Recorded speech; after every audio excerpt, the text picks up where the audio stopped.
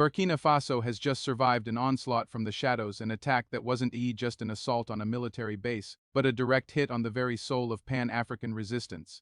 In the early hours of what was meant to be a quiet dawn, gunfire erupted in the outskirts of Koudougou, ripping through the silence like a declaration of war. But this wasn't a random act of terror. No, this was surgical. This was coordinated. This was war, and all fingers are now pointing towards ECOWAS-backed mercenaries. Yes, you heard that right. West African lives were allegedly targeted by West African hands, wearing Western gloves. And it's not the first time. But what makes this attack different is that this time the mask has slipped. The veil has been torn, and the people of Burkina Faso along with the world are seeing the truth more clearly than ever before. Why would ECOWAS, an organization supposedly founded to promote peace, economic cooperation, and stability, be linked to militant operations inside a sovereign member state? Why now? Why Burkina Faso? Let me tell you why. Because Captain Ibrahim and the people of Burkina Faso refused to kneel. They refused to allow French military presence. They refused to bow to foreign influence. They refused to sell their dignity for aid packages tied with chains. And for that, they are now under siege not only from extremists in the forests, but from suits in Abuja, Brussels, and Washington. This attack wasn't just on soldiers. It was a warning shot aimed at the dream of a self-reliant Africa. It was a violent message. If you dare to think for yourself, if you dare to rise, we will crush you. But here's the twist. Burkina Faso is not afraid. Not his military. And certainly not the people who have stood behind him since the very beginning. Let's break the silence. Burkina Faso is fighting a war on two fronts. One, against extremist insurgents strained and funded through dark money and deeper motives. And two, against the very institutions that claim to support African unity while quietly partnering with foreign powers to keep the status quo intact. You see, when Burkina Faso, Mali, and Niger united to form the Alliance of Sahel States, they didn't just build a new military bloc. They sent a signal that scared old power structures into panic mode. A signal that said, Africa is rising on its own terms, and the response? Not diplomacy, not conversation, but sabotage. What happened at the Koudougou base wasn't just about firepower. It was psychological warfare. It was designed to create doubt, fear, chaos, to make the people question their leadership and turn on the revolution from within. But here is the truth the attackers failed to understand. Burkina Faso has already crossed the point of no return. This isn't the Burkina Faso of yesterday, broken, desperate, silenced. This is the Burkina Faso of resistance. The Burkina Faso that has tasted sovereignty and will never go back. But this moment demands clarity. Who sent the attackers? Who armed them?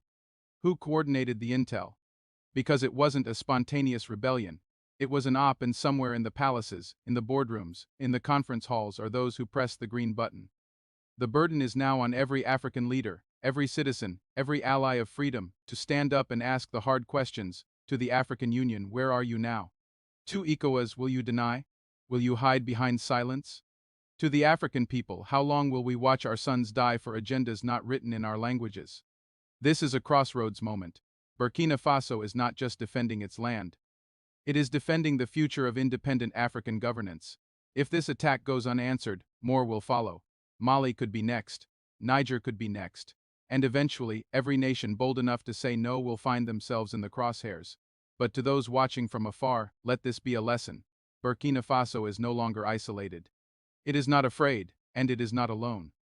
From the ashes of this attack, a fire has been lit, one that will not be extinguished by bullets, lies, or sanctions.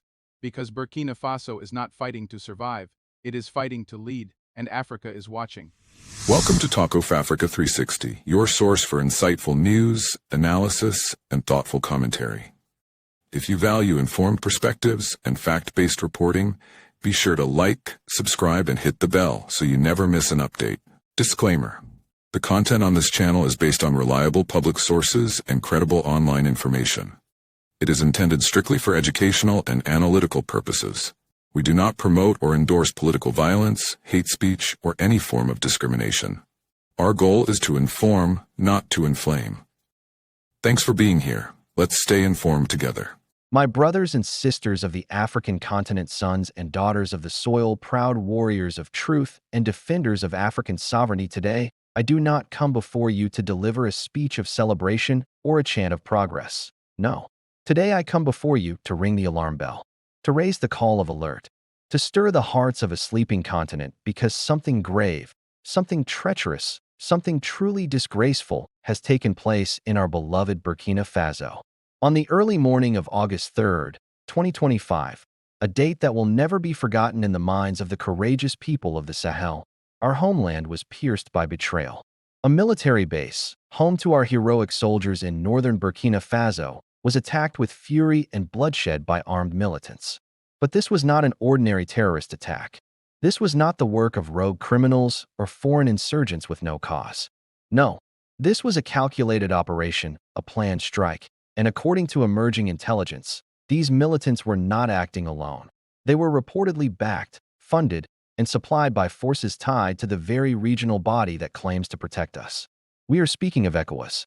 Yes, ECOWAS, the so-called Economic Community of West African States, which for years has worn the mask of regional unity and economic cooperation, but which, under the command of foreign interest and neo-colonial puppetry, has become an instrument of sabotage, division, and destruction. Today, ECOWAS does not represent the people. It represents the puppeteers in Paris, the strategists in Washington, and the bankers in Brussels. It has become the club of comfortable elites terrified of the winds of African liberation sweeping across Burkina Faso, Mali, Niger, and beyond. Let this be heard in every corner of Africa and the diaspora. Burkina Faso has been attacked not just by bullets, not just by explosives, but by betrayal disguised as diplomacy. The blood of our fallen soldiers, the tears of our mothers, the agony of our wounded. It now cries out for justice and truth. For too long, our enemies have worn African faces while serving foreign agendas. For too long, our so-called allies have been the very ones undermining our freedom. But the people are awake now. We see through the lies. We know who sent the killers, and we will not be silent. To every Burkinabe citizen watching or listening to this, to every African who has placed faith in the promise of true independence, this is your call to action. This is your moment to stand, not just in defense of Burkina Faso, but in defense of the future of all of Africa. Because what happened in Ouagadougou today can happen in Bamako tomorrow. What happened at our base can happen at your borders, your schools, your homes. This is not merely an attack on a nation. It is an attack on the idea that Africa can be free. Let us speak plainly. ECOWAS, under its current leadership, is no longer an African institution. It is a proxy, a tool, a weaponized agency being used to crush any government, any movement, and any people who dare to say, "We will no longer bow to the West." When Ibrahim Traoré took power, he declared war not on France, not on America, not on ECOWAS, but on terrorism, poverty, exploitation, and corruption. He declared that the Burkinabe people would never again be treated as slaves in their own land. He broke the chains of the CFA franc. He nationalized key resources. He demanded respect for African dignity. And what did he receive in return? Sanctions, isolation, smears, and now, an armed attack by proxy militants who claim to be liberators but are nothing more than mercenaries for the interests of old colonial masters. Let us ask the hard questions. Who trained these militants? Who armed them? Who gave them satellite intelligence? Who pays their commanders? Whose interests do they serve? And we must also ask, why now? Why in this moment when the Sahel is moving toward unity and self-sufficiency? Why just weeks after Burkina Faso, Mali, and Niger announced their intention to form a confederation? Why just days after we launched our independent internet and took the first steps toward digital sovereignty? Why at a time when the gold, the cashew exports, and the industrial growth of Burkina Faso are shaking the foundations of dependency? Because make no mistake, this is not random. This is punishment. This is fear manifesting as violence. This is the backlash of a system that cannot tolerate an Africa that rises on its own terms. But let it be known, we will not be shaken. We will not surrender.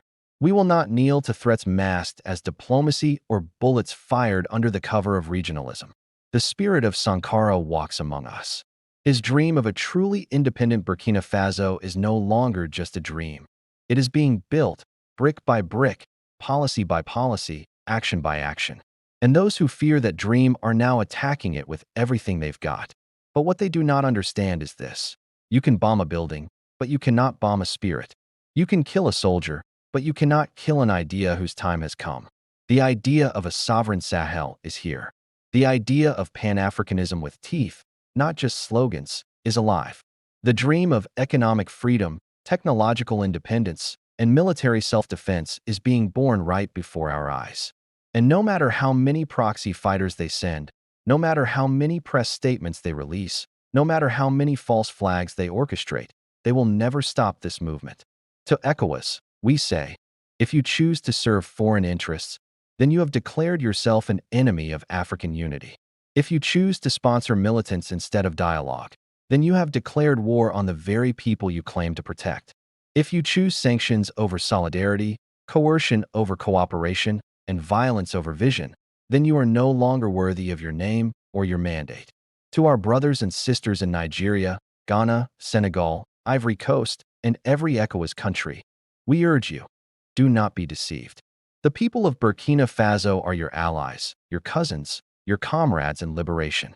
The same system that seeks to destabilize us today will come for your leaders tomorrow if they dare to think independently. This is bigger than borders. This is about the soul of Africa. We call on all African nations to demand an independent investigation into the attack. We call on the African Union to hold ECOWAS accountable for any role it plays in undermining member states.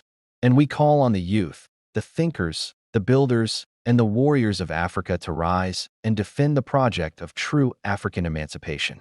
This is the moment we decide whether we are a continent of states or a union of people, whether we are pawns or partners, whether we are territories of exploitation or nations of destiny.